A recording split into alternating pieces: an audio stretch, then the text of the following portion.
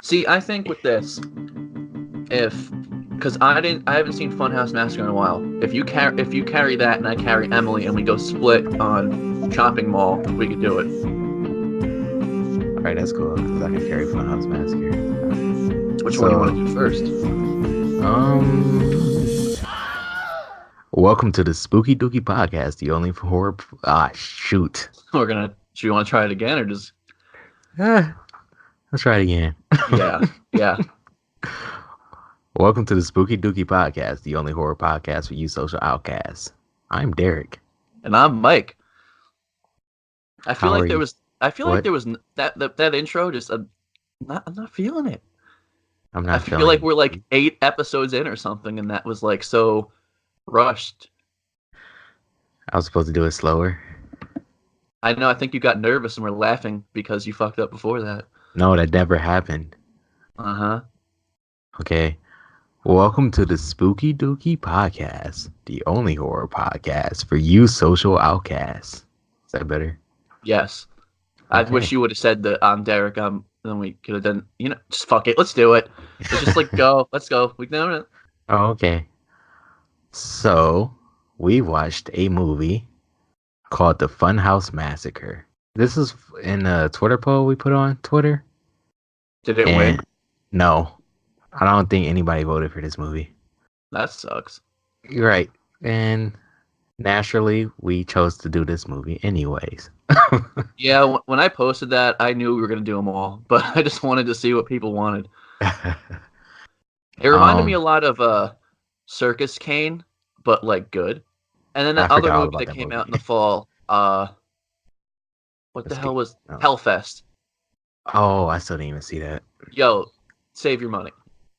Oh wait, it doesn't even matter. It's not even in theaters anymore. But that's why like when we started doing the podcast in like December and that came out like a month before, I'm like, yeah, I think I'm gonna be good on like reviewing that. It was really, really shitty, but hey, if people want it, let us know. I just realized I didn't do the synopsis of the movie like I normally do. So let's do the synopsis. 6 of the world's scariest psychopaths escape from a local asylum and proceed to unleash terror on an unsuspecting crowd of a Halloween funhouse, whose theme mazes are inspired by their various reigns of terror. If this was like an actual like horror attraction, I would want to go to it. It's pretty cool. Yeah, they probably got one like that here. Because, this movie's filmed in Ohio. I'm from Ohio. And Ohio's like one of the states that have the most haunted houses during Halloween time. So I wouldn't be surprised if they got something like that. I'm surprised. You guys are known for nothing but like depression and poverty. Cornfields. It's nothing but cornfields. And I didn't know that either. Cornfields are scary.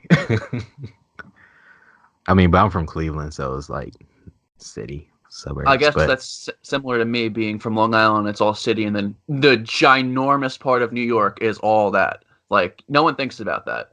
As soon as I started watching this movie, I knew that it was going to be good because... Really? Yeah. Because Robert Englund was in the beginning. And for those who don't know who Robert Englund is... Don't listen to our fucking podcast. Right, then. Yeah, like, I don't know why you're know listening. who the hell he is. But I know some people, I personally know who listen to this podcast who probably don't know who Robert Englund is. But if you don't, that's your problem. I'm not going to help you with that one. He's Freddy Krueger. There you go. Spoilers. I don't know. Most of the movies he does, like, they're pretty decent. Especially the movies that he does, like, now. Because, I mean, he's completely loaded from the Nightmare on Elm Street series. So he doesn't really need to do a prominent role that would give him a lot of money. It seemed like most of the roles he play are like he'd do for scripts that he finds interesting, because like he clearly doesn't need the money. Yeah, he just does like low-key cameos. Right. So the movie basically starts off with a woman coming in. I can't remember if she's like supposed to be a reporter or something. She just wants to know about the inmates at this insane asylum that Robert Englund's character works at. And he introduced them like the each psychopath, sort of like how the characters are introduced in Suicide Squad, just without the terrible soundtrack in the background. And the characters that he introduced is a character by the name of Taxidermist, which I mean, I guess you can tell what he does just by his name. He kills people and he taxidermies their body. Is that a word, taxidermy? I don't think so. I mean, I think they'll get what you mean. Right. And then there's Animal the Cannibal. A cannibal, of course. He worked as a chef in the kitchen, and he was serving people. There's Dr. Suave. He was a dentist? Yeah. Yeah. Sexy dentist. Right. And then there is Mental Manny, who was basically a cult leader. He put his whole cult they went to the woods or whatever, and they all set themselves on fire.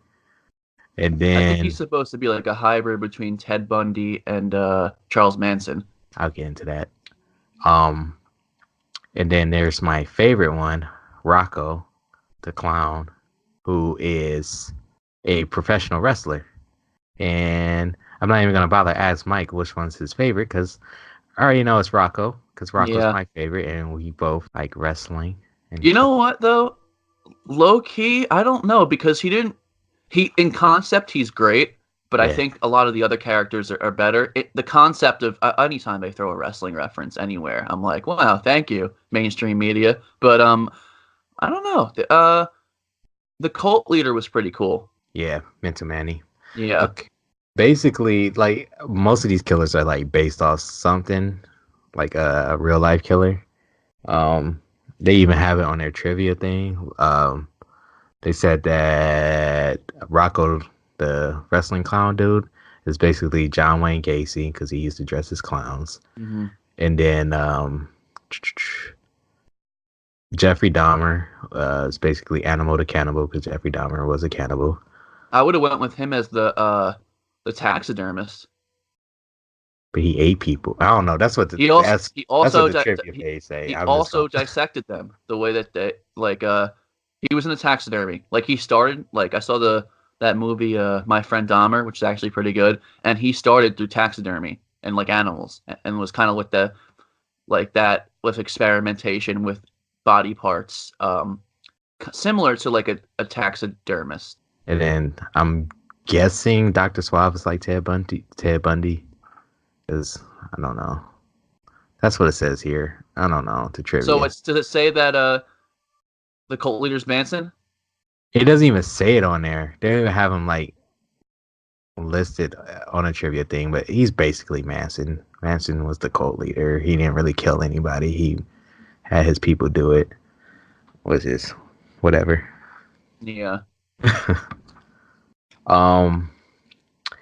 So anyways, Robert Englund, introduced all these people, and as he introduced them, they all have a clip of what they did before they got in there, whatnot, just like Suicide Squad. Especially because the girl who's like looking at them right now turns out to be like Harley Quinn. Exactly. Yeah, that's what I was get ready to get into. So he introduced he described all of the fucking psychopaths to her or whatever, and she was like, "Oh, I just need to sit down. It's a lot to take in." So they go into the office, and she comes on to Robert Englund and whatnot, and she basically just stabs him in the neck, and she takes off her wig, she stabs him in the neck. Then she goes into the office to release all the criminals, but before she does that, she kills the security guard, and that death was so stupid to me. She beat him to death with a club, and it was just blood everywhere. I don't know, I just hate gore, and especially unnecessary gore. It's just blood splashing everywhere. She's not even hitting him that hard. But whatever. So she takes off her wig, and it shows that she is taking all. I mean, she as she's releasing everybody, she takes off her wig and then she has all this clown makeup on. And like Mike says, she's like Harley Quinn. It really confused me because like in the next scene, they refer to her as Stitch Girl, but she's called Dollface throughout the movie, and then sometimes she calls like in the beginning of the movies they call her Dollface, and then later on they call her Stitch Girl. Throughout the rest of the movie, it's like that they recorded the beginning of her being called Dollface, and then somebody came up to them and was like, "Well, Dollface is a character in The Strangers," so it seemed like they just had to change it to Stitch Girl. I don't know, it was weird. Yeah, but it turns out she ends up releasing them because Mental Manny, who is the Charles Manson ripoff, is, I don't know, she calls her daddy, but I'm not sure if that's her actual dad or she was just in the cult. probably just. I assumed it was the cult. Right. Before I get into the plot, like deeper in the plot, I just wanted to say this movie could have been a lot better.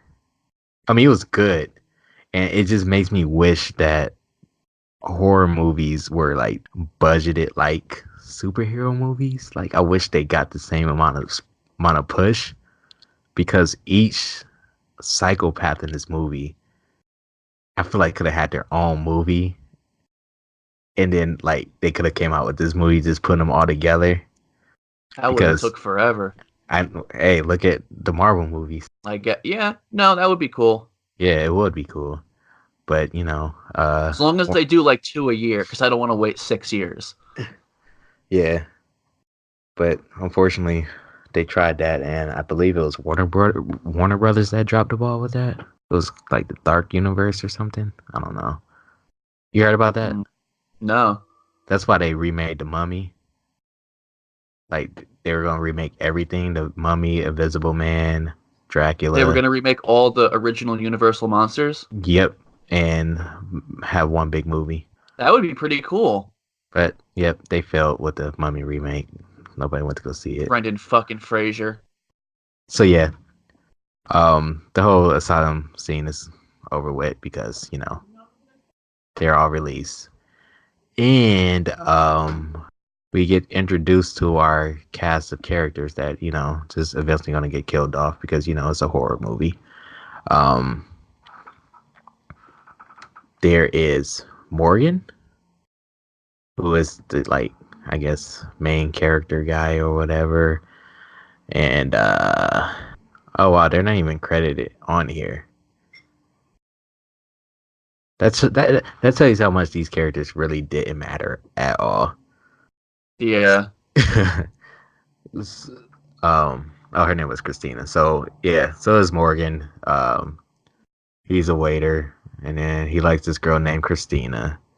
And then they have these two friends who are there. And they're trying to convince them to go to this haunted house later tonight because it is Halloween. And that's what they do in Ohio. They go to haunted houses.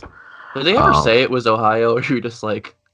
Well, yeah. Well, not... They don't say it, but you see a truck that says Ohio something. It was like an ambulance truck or whatever. Did you notice that while watching it, or did you look it up? Well, I looked up the trivia, and then while I was watching it, I saw the Ohio truck, and I was like, "Oh, that's nice." And then out of nowhere, they get two more friends who show up out of nowhere, and then there's also another guy who drives them all there to the haunted house. That's the best character. Yeah, debatable. Like that. The cop later is pretty cool. We'll get into that. And then yeah, the guy that Mike's saying is debatable as the best character. He's a Mexican guy, and a black guy described him as Pedro from Napoleon Dynamite dressed as Machete. Danny Trejo's Machete. Mm-hmm. They cut over to another scene where there's a woman in a motel room, and her face is stitched up, like her lips and eyes. And they realize it's from Stitch Girl. But the cop, his name is Deputy Doyle. It's my guy. Okay. And he's describing how the crime scene is happening as if he's a blood splatter analysis, but he was completely off. But Sheriff Kate was able to explain it because she's actually competent. Hey man, he's trying. I think I just hate dumb cops in horror movies for some He's reason. basically like a sheriff in like a small town, it seems like, and nothing ever goes on. So he doesn't know what the fuck he's like anything is. He never gets experience of that stuff. You see him in his office playing like that old school Nintendo game, just like shooting at things just so he could like feel like he's a cop. I felt bad for him. Well, he's a deputy. Kate is the sheriff. Okay, there we go. Huh? And I don't know. Is this something about dumb cops I hate? I mean, he was funny at some points, but Scream made me hate David Arquette. Oh, I just hate David Arquette anyway. Yeah, I do too. And I don't know. I guess he wasn't that bad. Fast forward to the haunted house. As they're setting up the haunted house, the psychopaths go into the haunted house because that specific haunted house is based off each psychopath. And I know what you're thinking. You're probably like, "Oh, that's very convenient." But actually, they actually just explain how that happened, which is I'm glad that they did because that made me like the movie more. I mean, if they didn't explain it, I was just like, whatever, who cares? But apparently the guy who was doing the whole thing, who bought out the haunted house and made it based off each of these psychopaths, he was dating Dollface, and she's the one who convinced him to do all of this. And he didn't know that was Dollface. So when Mental Manny comes in and said that he was taking it over, and he basically tells him that Dollface used them for all of this, and then they end up killing the owner of the the haunted house. And so the psychopaths all went to their own part of the haunted house, and then the haunted house opens. And yeah, so when it opens, I'm thinking it was going to be just those people in the diner who was there, like to just go to the haunted house. Yeah. But it was open, so it's like everybody, which made it even more fun to watch because everybody was being killed off, but nobody knows people were being killed off because it just seemed like it was attractions to the haunted house. And it was just fun to watch.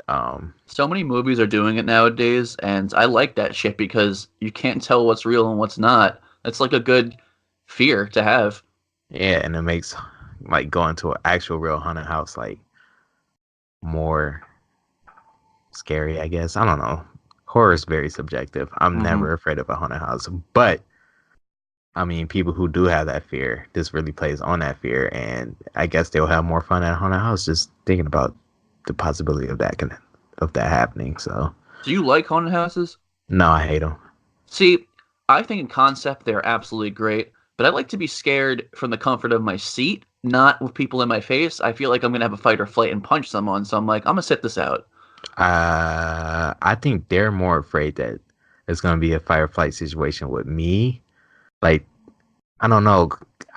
For those who don't know, I'm a very large man, and they don't even try to scare me, which sucks. They got to get people as big as that Rocco guy. Yeah, and then even if they do try, I just don't get scared because I'm a large person. So like, I don't think anybody can hurt me. I don't know. I don't think it's about the hurting thing. I think it's about popping out and just like, your automatic reaction. Also, I'm very slow, so like I don't know. My reaction time is just way off. So if somebody like jumps out and scare me, it takes a lot for like the process in my brain that somebody just jumped out and yelled at me, and then by the time it processes in my brain, I'm just like, oh, I'm not scared. I don't know. I'm just stupid. But oh well. It might just be that I'm like very desensitized because of horror movies. Mm-hmm. It's weird that everybody had. Oh, I guess the cannibal did have his own section, but he didn't go into his section. He was basically the security guard. Which is funny because he was the security guard on the Amanda Show, which is Bazinga. Yeah. Please don't say that again. There was 2 stoner dudes, right? Yeah, one of the stoner dudes that showed up out of nowhere. The tall dude with the glasses and like the froish hair, he's from Victorious. I never watched Victorious. Yo, you sleeping on it? It's great. No, it's not. You're lying. Yeah, so he was chilling outside, I guess, as just Wait, what was he doing? Oh, he was just eating. Well, yeah. Why you're gonna go into Rocco, killing him? Oh yes. Oh no. So before that happened, the black guy and his Asian girlfriend were having sex in the bathroom or whatever, and then black guy left for some reason. Well, he left because she had to freshen up. So while she was in there, Dollface came out of nowhere and she cuts the Asian girl's face, and the girl just yelled, "Wow!" She was like, "You cut my face!" And then they started fighting, and it was actually a really, when I say good fight scene, I don't mean like, wow, that was amazing fight choreography. It was just a funny fight scene because you don't really see like the dumb horror girl fight the killer and like do a good job. Like she was drowning Dollface in the toilet, and it was just so funny. Yeah, I didn't expect that. Yeah, but Dollface ends up killing her and drags her body away, and so everybody's looking for her, and they decide to split up to look for her because they don't know where she's at. And they see the black guy sees Dollface dragging her body away or whatever.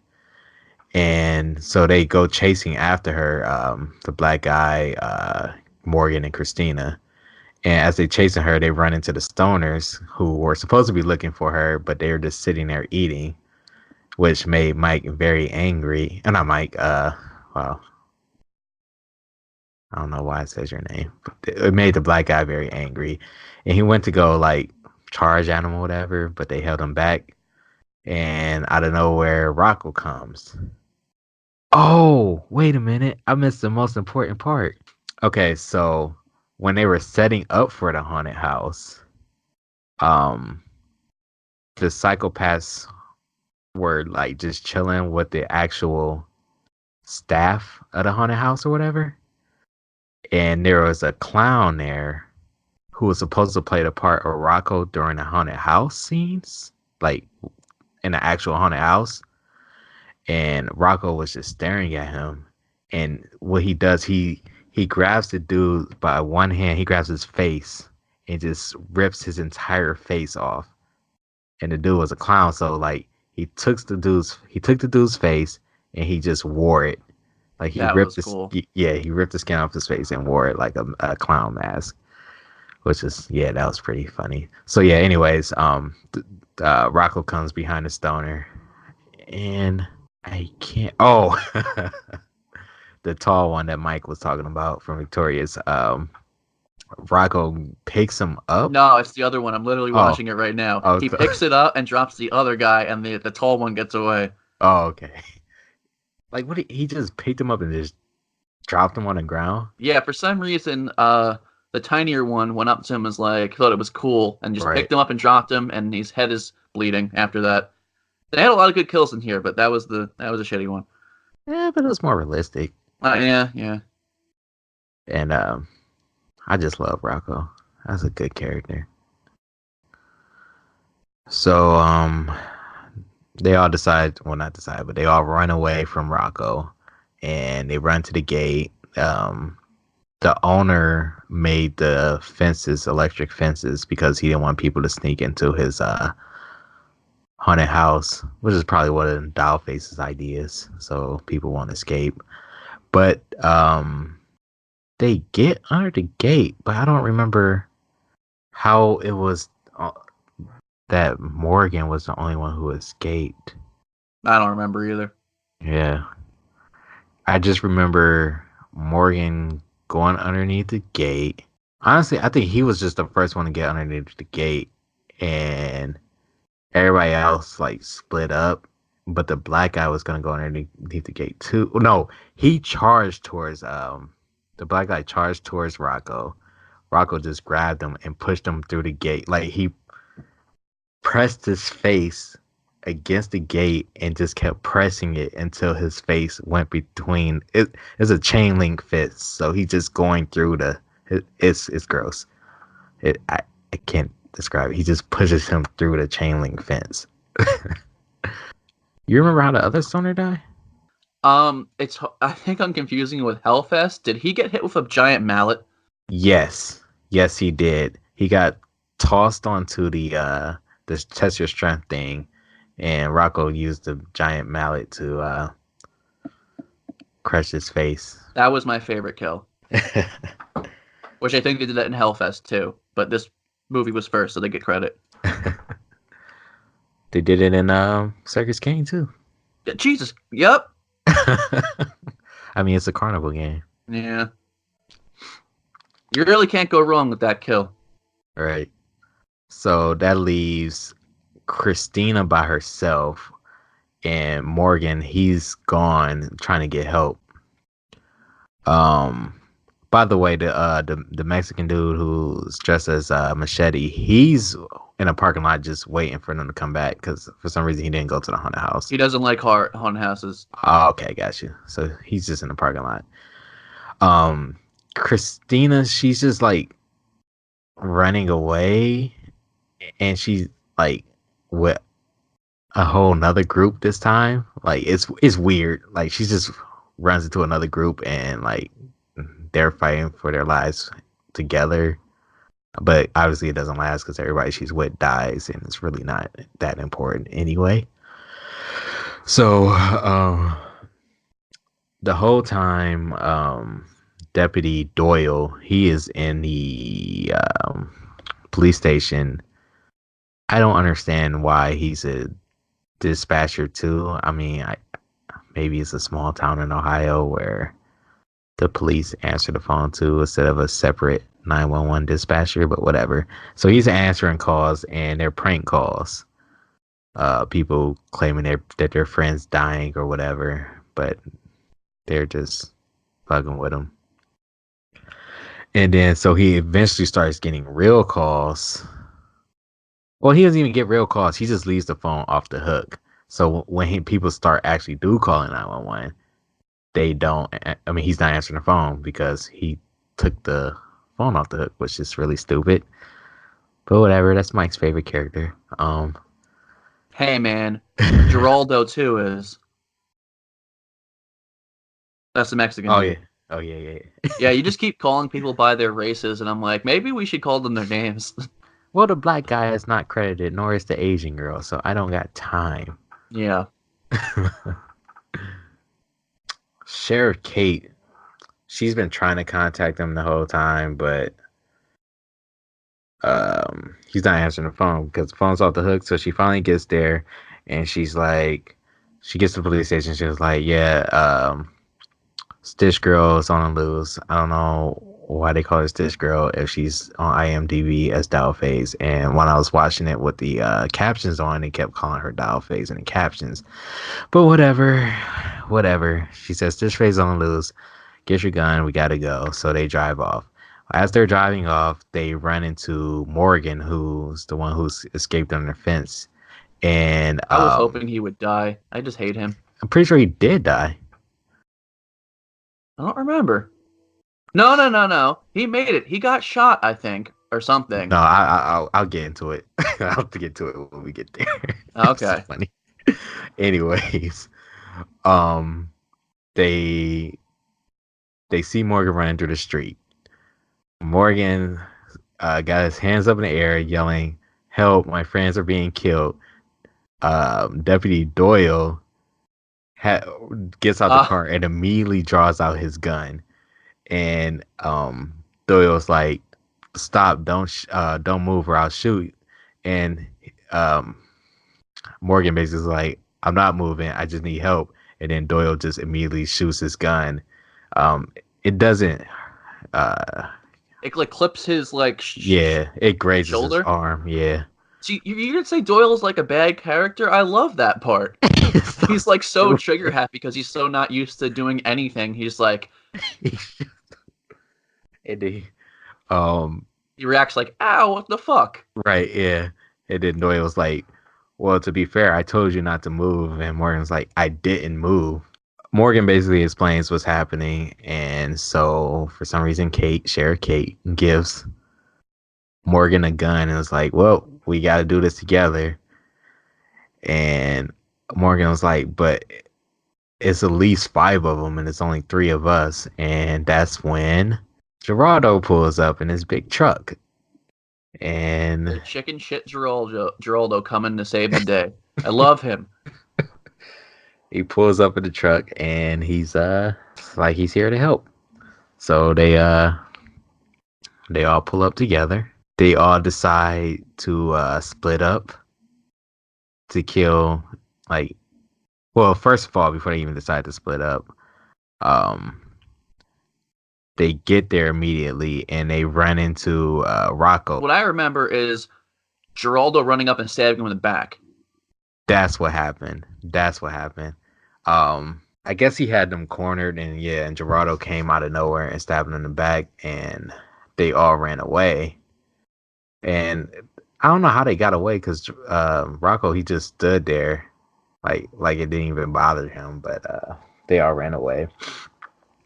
Then they run into Christina, the character that Morgan has a crush on, who really doesn't serve a point in this film at all. I guess none of them do. No, I was going to say, like, nah. They were all, like, wastes of characters, but I guess that's the point. Yeah, which makes it fun. At least they weren't all unlikable characters like some horror movies do. Yeah, usually it's like that, especially when they're characters that are going to be killed off one by one. Usually I'll complain that the actors weren't that bad and they should have got better ones. I feel like, was this technically like a B movie? I mean, it's low budget. It's low, but so it's like they got pretty good actors for the budget they had. I was surprised. Yeah. So they all meet up and they realize that what they got to do is just take them all down one by one. Sheriff Kate already broke off because she was on a mission to look for Stitch Girl. So basically, it's just Deputy Doyle, Geraldo, Christina, and Morgan. Doyle said he was like, "All right, Morgan and Geraldo, you guys go after the chef." Then he said that he will go after the taxidermist, and he told Christina to go after Dollface, but they didn't know that Sheriff Kate was going after Dollface anyway. Actually, no, Sheriff Kate was going after Mental Manny. Yeah. And so he told Christina to go after Dollface. And then they was like, "Well, what are we going to do about the clown?" And Doyle's like, "Well, hopefully nobody," he was like, "Hopefully none of us go after, or hopefully none of us run into him." See, funny. Right, yeah, that was funny. And then I believe while they were having that conversation, that's when a taxidermist walks in, and he's holding a body, and they're just staring at him. And he was like, "I swear this body was dead when I found it. I'm just trying to stuff him." And they all look at Doyle, and Doyle just shot him up a lot.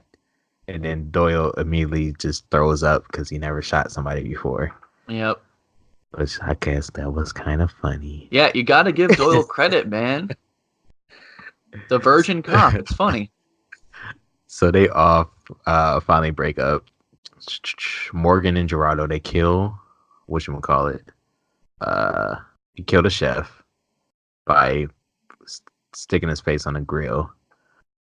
And then I don't know who Deputy Doyle was looking for at this point, since they killed the taxidermist, but as he was looking around, that's when he runs into Rocco, and he was like, "Wow, of course I'll run into this one." And Rocco starts like spinning his whatchamacallit around the what's that called? The hammer, the big giant hammer.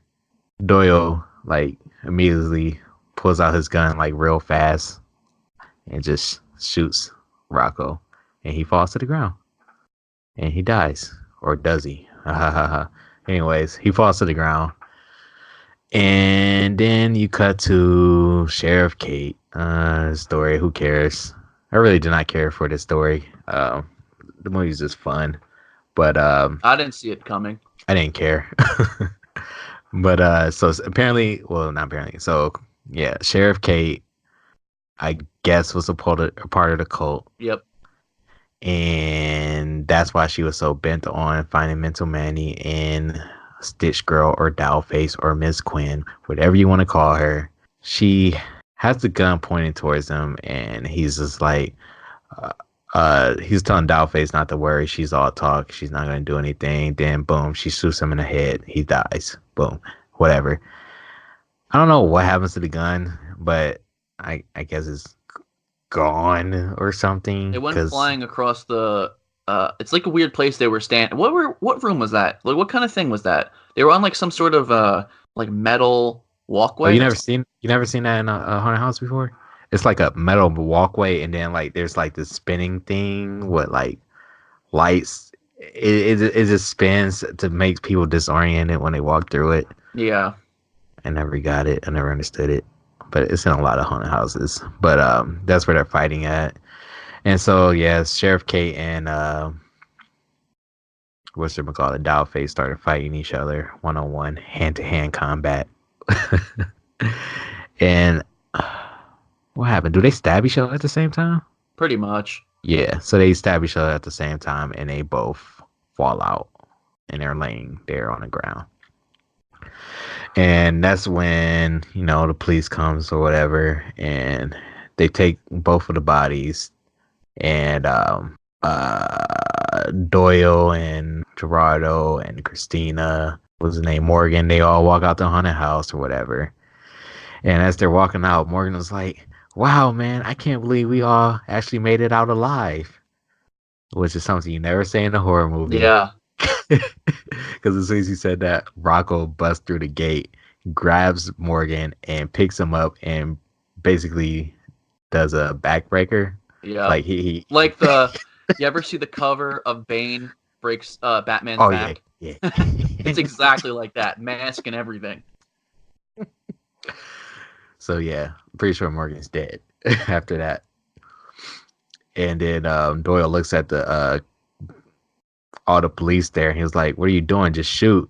And so funny. Yeah, they all shoot him, and Rocco, he gets down on one knee, and Doyle grabs a double barrel shotgun, put it up to Rocco's face, and shoots him. And that's the end of Rocco. Wait, what? Character development. Yeah, I guess. Christina's in the back of an ambulance or whatever. And they put her in the same ambulance as Sheriff Kate. She has the oxygen mask on or whatever. And as she's laying there, you can see a blade coming out of her sleeve. And that's when Christina notices, like, she looks down and she sees something and she screams. And then it cut to the after credit scene, and you'll see the ambulance is like crashed, and she gets out the ambulance, and she is Dollface. She takes off Sheriff Kate's face. She's wearing Sheriff Kate's face. She takes it off, and she just walks away into the sunset.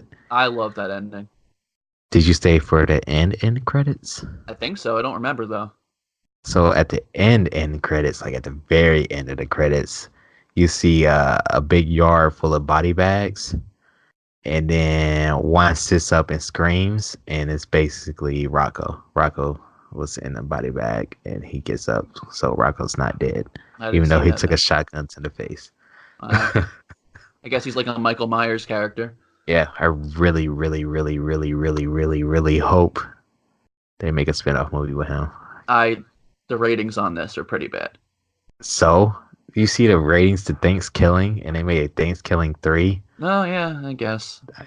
That's the end of the movies. It was like an audio book you just did. Was it? You just did like a whole entire movie. They better be appreciative. They better show some likes in the comment and give it to our Patreon.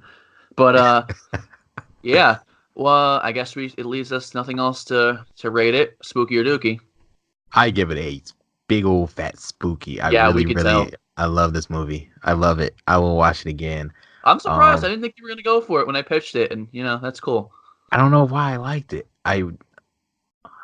It's fun because slasher movies are so boring to me now because, like I said, I'm bigger. So like, if I'm ever in like a situation where there is a serial killer with a knife, I feel very confident in myself that I'll be okay. Um, but like in a situation like that where it's just a whole bunch of people and just the chaos, it seems so much fun to me. That's why I love Jeepers Creepers 2 more than the first one, even though the first one is clearly a better movie. But Yeah, I just like the second one more because it's like everybody on a bus. I don't know. It's just the idea of just you being with all your friends, thinking you're out going to have fun, but everything changes. It's just I don't know. I just like that concept. I like this movie a lot. I'm gonna try to buy this movie on DVD or Blu-ray because I really like this movie. Yeah, I like this movie. That's awesome. Yeah. Yeah, I give it a spooky too. I watched it actually twice, and I never do that with like any movie. But like it was very fun. The villains very cool. Rocco especially, Dollface, and it's good that both of them survived just in case they actually want to do some sort of sequel. I really doubt it's going to happen, but I think both of us hope for it. Out of all the movies I've seen like this, of a Circus Kane or a Hellfest, I think it executed the best of the being stuck in some sort of haunted house thing with serial killers. It was funny. Doyle was funny. Ricardo was funny. I like both of them. I hope they both get roles in other things. Haven't seen them since. This came out like 2 years ago? 2015. Mm-hmm. Wow. Yeah. Yeah, it's a good all around movie. It's on Netflix still, right? No, it's Amazon Prime Video. I feel like I watched it on Netflix. Either way, it's normally like $2 to rent. It's definitely worth it, or just go steal it. It's very fun, easy watch. You don't have to think too much. Yeah, I like it a lot. He likes it a lot. Definitely, we're gonna give it we gotta create like a different rating when we both agree. It'd be like a super spooky or something. Would you say if we weren't rating it spooky or dooky, would you put it over an 8? No.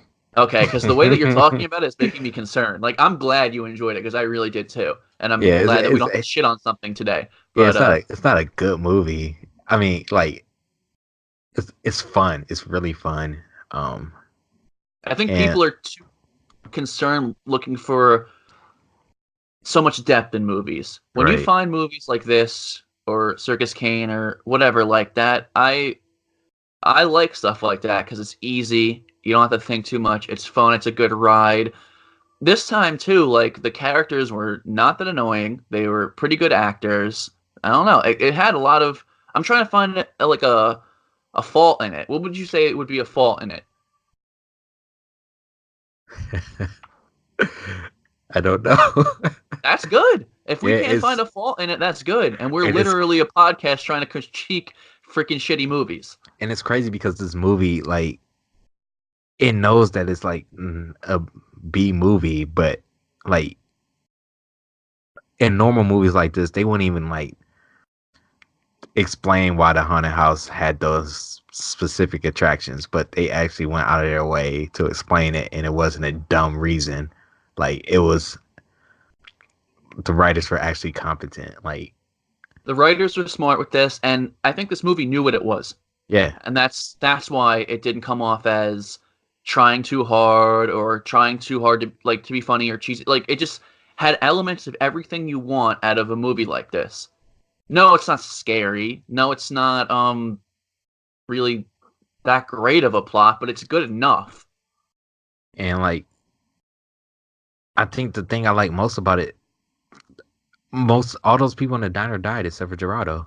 Like, woo! It just told you that, like, basically, hey, these characters they had nothing to do with the movie. Like, you came to see killers kill people, and hey, that's what you got. And I enjoyed it. I'm glad It didn't have that stupid, cliche ending where a guy gets the girl and it's all over. There was no chemistry between those two white people. Fuck them. But Right. the title is Funhouse Massacre. You got a funhouse, you got massacre. Good job, whoever did this. 10 out of 10. Well, I wouldn't say that, but I'll say it for a B movie. I think it's one of the best B movies I've seen. It's not the best one I've seen, but it's good. I said one of the best. Don't even. Okay. That's because that's way too bold. Like, we do like this movie, but I wouldn't like. That's too much. Would Trick or Treat be considered a B movie? Did it get a theatrical release? No. It's hard because what's the difference between low budget and B? True. I don't know. Because they're both low budget. I just throw them all in the same thing, which obviously Trick or Treat is way better. But yeah, the one critique we have for this movie, it's not Trick or Treat. You're welcome. Well, this has been the Spooky Dooky Podcast. I'm Mike. I'm Derek. Stay spooky. Stay dooky.